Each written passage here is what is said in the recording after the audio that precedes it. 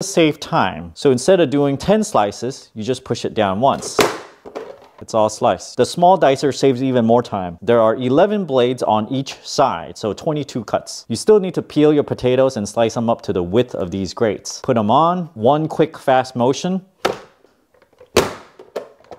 There you go, all diced. Let's try that again.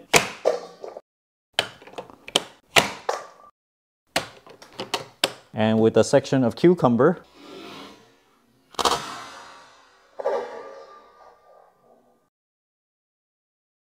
A carrot here.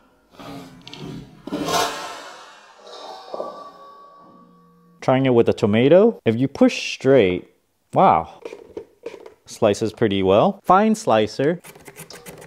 To clean the dicer pusher, you use this little comb thing. Let me try the julienne here. Yep, here we go. Let's do the fine julienne. I like this one better. It's like they put this kind in sandwiches. Now let's try the grater. Smells so gingery. Nicely done. Check out the spiralizer. You cut off the ends of the cucumber, put it in the center, and start turning. 1, 2, 3. Spiralized. Turn it to noodles. 1, 2, 3. Noodle-like. Linguine mode. Noodles in spaghetti mode.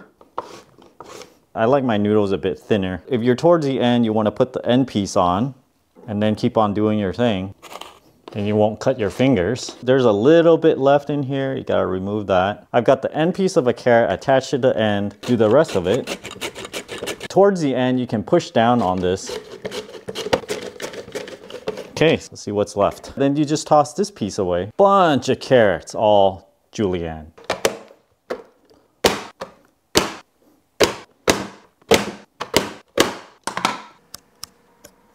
Thank you for watching. Don't forget to like, comment, and subscribe.